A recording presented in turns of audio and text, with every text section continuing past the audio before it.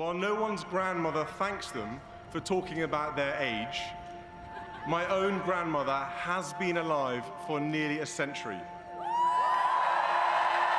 Buckingham Palace is buzzing with intrigue after Prince William made a surprising decision that has everyone talking. The approval of a title change for Duchess Sophie's children marks a significant shift within the royal family. Insiders revealed that this bold move reflects Prince William's vision for a modern monarchy while honoring tradition. The unexpected announcement has left royal watchers stunned and eager to learn more. Let's take a closer look at this historic change and what it means for the future of the royal family. A royal announcement that shook Buckingham Palace. A decision of seismic proportions has sent tremors through Buckingham Palace. Prince William, the heir to the throne, has taken an unprecedented step, approving a title change that directly impacts two relatively private royal figures, Lady Louise Windsor and James, Earl of Wessex. The move signals a dramatic shift in royal strategy, one that aligns with William's modern vision for the British monarchy. For years, the monarchy has been navigating a delicate balancing act, honoring centuries-old traditions while adapting to the evolving demands of the 21st century. Now, as King Charles III contends with health challenges and an ever-changing public perception of the royal family, Prince William has decided to act. At the heart of this decision are two young royals, Lady Louise Windsor, 20, and James, 16, the only children of Prince Edward, Duke of Edinburgh, and Sophie, Duchess of Edinburgh. Unlike their cousins who were born into the limelight, Louise and James were raised with a strong emphasis on privacy and personal development. Their parents made the conscious choice not to give them the title of His or Her Royal Highness, HRH, from birth, allowing them the freedom to pursue a relatively normal upbringing. But now, from what seems like just 1 minute ago, that era of quiet discretion appears to be over. With Buckingham Palace's statement, this decision recognizes Lady Louise Windsor and James, Earl of Wessex, as integral members of the royal family. With the approval of His Majesty the King, the Prince of Wales has made a formal recommendation for their increased involvement in royal duties, a step that acknowledges their potential to serve the crown in a modern and evolving monarchy. The statement is brief, but the implications are monumental. This decision marks a clear departure from King Charles's once rigid stance on a slimmed-down monarchy. For years, it was assumed that only the direct line of succession, the King, the Prince of Wales, and Prince George, would carry the bulk of royal responsibilities in the future. Now, the tides appear to be shifting. But why now? Insiders suggest that King Charles III's declining health has played a role. His reduced public engagements have left Prince William carrying an increasing share of royal responsibilities.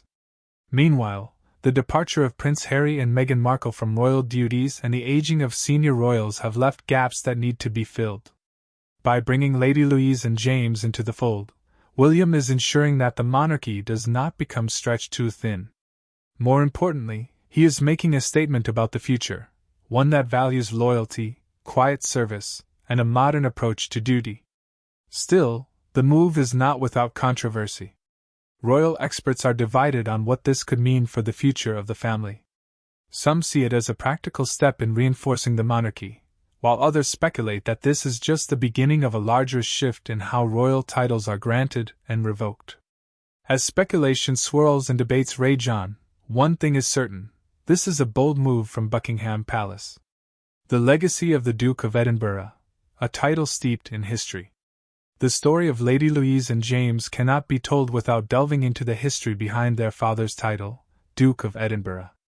The title is one of the most prestigious in the British royal family, deeply intertwined with the legacy of Prince Philip, who held it for more than 7 decades before his passing in April 2021.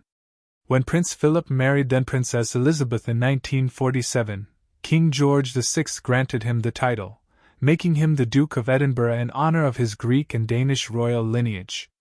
For over 70 years, Prince Philip used his title to advocate for youth development, education, and global environmental efforts.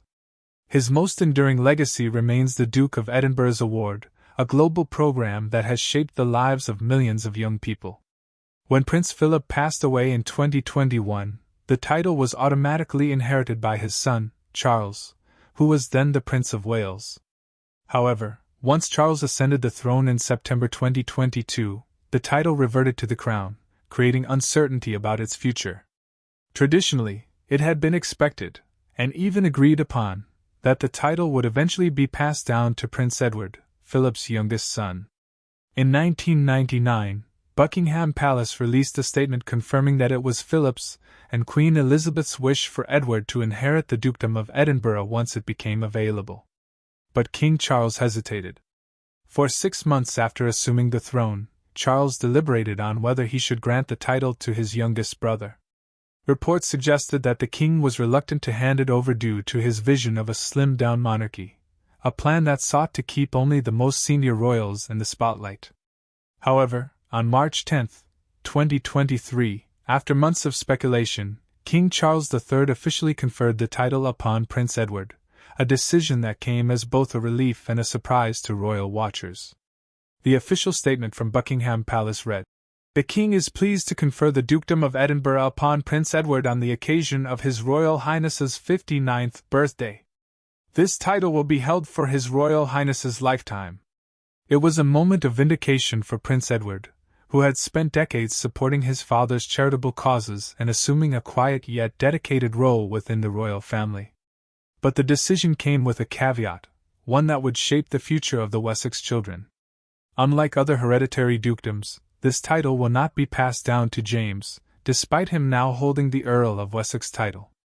Instead, once Prince Edward passes away, the Dukedom of Edinburgh will revert to the crown, potentially allowing it to be reallocated in the future. Royal experts believe that the most likely future recipient is Prince Louis, the youngest son of Prince William and Kate, Princess of Wales. This strategic move ensures that the title remains closely aligned with the direct line of succession. James, Earl of Wessex, a royal heir raised in modern times. As Buckingham Palace braces for a new era, the spotlight now turns toward James Alexander Philip Theo Mountbatten Windsor, more commonly known as James, Earl of Wessex. At just 16 years old, James is the youngest nephew of King Charles III and, as of 2024, stands 16th in line to the British throne, a stark contrast to his position at birth when he was 8th in line during the reign of his grandmother, Queen Elizabeth II. Born on December 17, 2007, James's birth took place at Frimley Park Hospital, a location increasingly associated with royal births due to its accessibility for members of the family living at Bagshot Park. Unlike the highly publicized births of his cousins, James' arrival was kept relatively low profile, reflecting his parents' preference for a quieter upbringing. Despite being automatically entitled to a princely title under the 1917 letters patent, his parents, Prince Edward and Sophie, Duchess of Edinburgh, chose not to style him as Prince James but instead gave him the courtesy title Viscount Severn, a nod to Sophie's Welsh heritage. This decision was in line with their broader effort to raise their children outside the intense scrutiny that had historically plagued younger royals. For much of his childhood, James's public appearances were minimal. He was educated at Eagle House School, a prestigious preparatory school in Berkshire, before moving on to Radley College, a renowned all-boys independent school in Oxfordshire. His education has been a major priority for his parents, who have emphasized the importance of balancing royal responsibilities with personal development. Yet, while he may have grown up away from the cameras, James's presence within the monarchy was never entirely absent. He made his first public debut at a major royal event in 2016, participating in the carriage procession at Trooping the Colour. As he grew older, he attended several key engagements, including the 2022 Platinum Jubilee celebrations for Queen Elizabeth II and the coronation of King Charles III in 2023. One of the most poignant moments in James's young life came in September 2022, following the death of Queen Elizabeth II. James, just 14 years old at the time, joined his sister Louise and his 6 royal cousins in standing vigil around their grandmother's coffin at Westminster Hall. This silent tribute underscored the depth of his familial devotion, showing a young royal with a deep sense of duty despite his largely private upbringing. As James approaches adulthood, the biggest question remains: will he take on a formal royal role? The recent shift in his title to Earl of Wessex suggests a growing recognition of his place within the family. However, as with his sister, the choice to adopt the HRH styling remains his to make when he turns 18 in December 2025. Insiders suggest that James's reserved personality mirrors his father's, and he may choose a low-key path, perhaps supporting the monarchy in an auxiliary role rather than being a working royal. Yet, the evolving demands of the royal family, combined with Prince William's strategic efforts to bolster the younger generation, could influence James's ultimate decision. Lady Louise Windsor, a duchess in the making. If James, Earl of Wessex, has been raised in quiet dignity, Lady Louise Windsor has been nothing short of a hidden gem within the royal family. Now, with Prince William's decision to bring her into the fold, many wonder whether this young royal is about to take on a far greater role than ever imagined. Born prematurely on November 8, 2003, Lady Louise Alice Elizabeth Mary Mountbatten Windsor entered the world under extraordinary circumstances. Her mother, Sophie, then Countess of Wessex, suffered a placental abruption, a severe complication that led to an emergency caesarean section at Frimley Park Hospital. While her father, Prince Edward, was on an official visit to Mauritius, news of her premature birth took him by surprise, and he rushed home to be by his wife and daughter's side. Despite her tumultuous start in life, Lady Louise grew up with a profound sense of grace and composure, qualities that have made her a favorite among royal watchers. However, what truly set her apart was her remarkable humility. Unlike her royal cousins, Louise's formative years were spent away from the media spotlight, attending St. George's School in Windsor before enrolling at St. Mary's School, Ascot. A particularly notable chapter in Louise's life has been her connection to Prince Philip. Out of all his grandchildren, she was arguably the closest to him, sharing his passion for carriage driving, a sport Philip championed throughout his life. In fact, Louise inherited her grandfather's driving ponies and carriage, a sentimental gesture that solidified the deep bond they shared. While her public profile remained relatively subdued for years, Louise's appearances at major royal events, including Trooping the Colour, Platinum Jubilee celebrations, and the state funeral of Queen Elizabeth II, demonstrated her poised and composed nature. However, it was her participation in the 15-minute vigil alongside her brother James and their royal cousins during the Queen's lying in state that truly signaled a turning point. The moment was both historic and deeply personal, showcasing the respect and admiration the younger generation had for their late grandmother. Beyond royal duties, Louise has also made history in her own right. She was the first royal to ever work a summer job when she took on a garden centre position in 2022. This move was widely praised for its down-to-earth nature, proving that despite being a granddaughter of Queen Elizabeth II, she was not above earning her own way. In September 2022, Louise enrolled at the University of St. Andrews, where she is currently studying English. Interestingly, this is the same university where Prince William met Catherine, now the Princess of Wales, a parallel that has not gone unnoticed by royal enthusiasts. However, her most unexpected decision came in 2024 when Louise joined the British Army's University Officers Training Corps (UOTC). The move was seen as a bold step, indicating that she was not only embracing discipline and leadership but was also interested in a potential future military role, an area traditionally reserved for senior working royals. With Prince William's decision to elevate Louise, many speculate whether she could eventually receive the title of Duchess in her own right. Some experts argue that as a direct granddaughter of Queen Elizabeth II, she is one of the most well-placed royals to take on an expanded role in supporting the monarchy. Unlike James, who will soon face a decision about his HRH status, Louise has already turned 18 and thus retains the right to choose whether to adopt her royal title. While her mother Sophie once suggested that she would likely decline, recent developments suggest otherwise. The Duchess's unique place in the royal family. But if we're talking about James and Louise, there's no way we should skip their mother, Duchess Sophie. Her journey within the royal family has been one of quiet perseverance, and earned respect since marrying Prince Edward in 1999. She has become one of the most dependable and beloved members of the monarchy, often regarded as one of Queen Elizabeth II's closest confidants in her later years. Her strong relationship with the late Queen was widely known. Many royal insiders have noted that Sophie and the Queen shared a particularly close bond, with Sophie frequently joining her for afternoon teas at Windsor Castle, engaging in long conversations about family, duty, and the ever-changing world of the monarchy.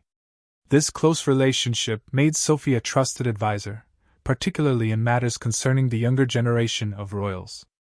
Her unwavering commitment to charitable causes, diplomatic engagements, and royal duties has cemented her as a pillar of the royal family, one who rarely makes headlines for controversy but consistently earns praise for her hard work. Yet, despite her many contributions, there was one title she never received, one that might have changed the course of her public identity forever. In a revelation that has intrigued royal watchers, a courtier disclosed that Prince Edward was initially set to become the Duke of Cambridge upon his marriage in 1999.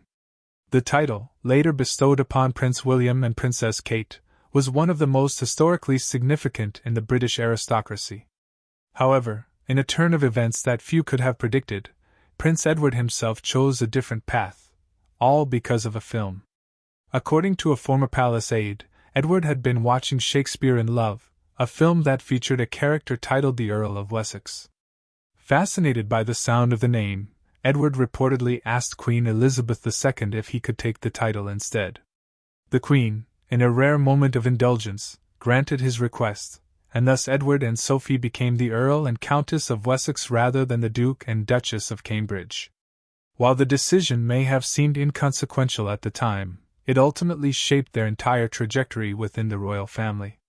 Had they become the Duke and Duchess of Cambridge, their profile and responsibilities may have been much more prominent in earlier years.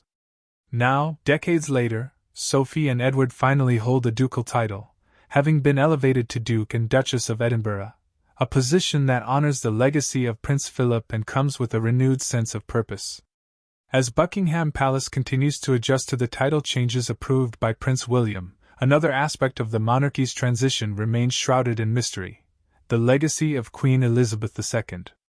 While much of the recent focus has been on the younger generation stepping into their roles, the late Queen's passing marked an even greater shift, one that extended beyond titles and duties into inheritance, wealth, and the preservation of royal tradition.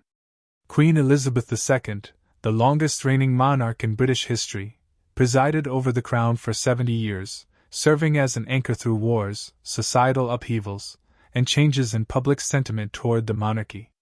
With her departure, the monarchy found itself standing at a crossroads, navigating an era of transition and modern adaptation under the new reign of King Charles III.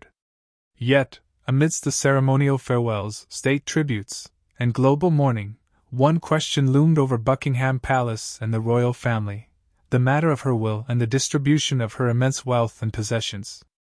Unlike the wills of ordinary British citizens, the will of a sovereign is traditionally sealed, a royal practice that ensures the privacy of the family and safeguards the monarchy's stability.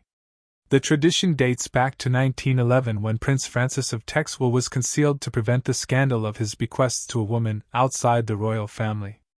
Since then, over 30 royal wills have remained undisclosed, including that of Prince Philip, Duke of Edinburgh, Queen Elizabeth II's beloved husband, whose will was sealed for 90 years following his passing in April 2021. In the case of Queen Elizabeth II, the same secrecy applies, with the Queen's will sealed indefinitely. No official details regarding the distribution of her personal wealth or treasured heirlooms have been made public. However, history, tradition, and precedent offer compelling insight into how her private estates, jewelry, and personal possessions were likely divided among her heirs. Unlike the Crown Estate, which is valued at approximately £16 billion and remains the property of the monarchy itself, the Queen's personal wealth, estimated to be between £370 million and £500 million, fell outside the scope of royal institution governance. Her private estates of Sandringham and Balmoral, as well as her historic jewelry collection, were expected to be passed down in accordance with royal tradition. Yet, as King Charles III stepped into his new role, one thing became clear: the distribution of assets was not simply about inheritance, but about the careful preservation of the monarchy's legacy. Every allocation, every strategic decision, and every title passed down were part of a greater vision for the royal family's future. While the specifics of Queen Elizabeth II's will remain sealed from public view, certain inheritances were unmistakable. King Charles III automatically assumed control of the Duchy of Lancaster, a private estate valued at over £600 million, ensuring his financial independence as sovereign. Meanwhile, Prince William, the new heir to the throne, inherited the Duchy of Cornwall, an estate valued at over £1 billion, which serves as the primary source of income for the Prince of Wales. Beyond financial assets, the fate of Queen Elizabeth's beloved residences was of paramount significance. Unlike Buckingham Palace and Windsor Castle, which remained state properties, Sandringham House and Balmoral Castle were privately owned by the Queen. Both estates held immense sentimental value, with Sandringham serving as the location where King George VI spent his final days and Balmoral being the Queen's most cherished retreat, the very place where she spent her final moments. As widely speculated, King Charles III inherited both estates, solidifying his hold over these historic royal residences. However, there were discussions about Prince William eventually taking ownership of Sandringham, aligning with his growing responsibilities as future king. Balmoral, on the other hand, remained a family retreat, continuing to serve as a symbolic home for the royal family's Scottish heritage. Yet one of the most intimate aspects of the Queen's wealth was her private jewelry collection. Unlike the crown jewels, which remained state property, the Queen's personal collection consisted of over 300 pieces, including tiaras, brooches, and necklaces, many of which held historic significance. Reports suggest that key jewelry pieces were allocated strategically, with Queen Camilla, as the new queen consort, inheriting several pieces to maintain royal tradition. Meanwhile, Catherine, Princess of Wales, and Princess Charlotte were rumored to have received heirlooms with deep sentimental value, ensuring that pieces of the Queen's history remained within the direct line of succession. But what of Prince Harry? Despite stepping back from royal duties in 2020, Prince Harry remained the Queen's beloved grandson. Given the secrecy surrounding her will, there has been widespread speculation that she left him personal mementos, letters, jewelry, or items of deep personal significance. The only confirmed inheritance Harry and William shared came from their great-grandmother, the Queen Mother, who left behind a £14 million fortune that was split between the two brothers. However, Harry's departure from royal life meant that he did not receive income from the Duchy of Cornwall, a financial shift that marked a definitive break from his royal past. Beyond material wealth, Queen Elizabeth II's greatest inheritance to her family was the legacy of duty, resilience, and continuity. As King Charles III assumes his reign and Prince William steps further into his future role, the distribution of assets, be they estates, wealth, or jewelry, becomes less about personal gain and more about the careful preservation of the monarchy's stability. The Queen's unwavering sense of duty shaped every aspect of her life and reign, and that sense of responsibility now rests upon the shoulders of the next generation. Every title passed down, every estate retained, and every heirloom allocated has been carefully orchestrated to ensure that the institution endures. In a world that is increasingly questioning the relevance of monarchy, the decisions surrounding inheritance, title, and legacy will shape not just the royal family but also the public's perception of them. Do you think royal titles still carry the same weight in today's world? Would you have made the same decision as Prince William regarding Duchess Sophie's children? Thanks for watching, and don't forget to stay tuned for more fascinating royal updates.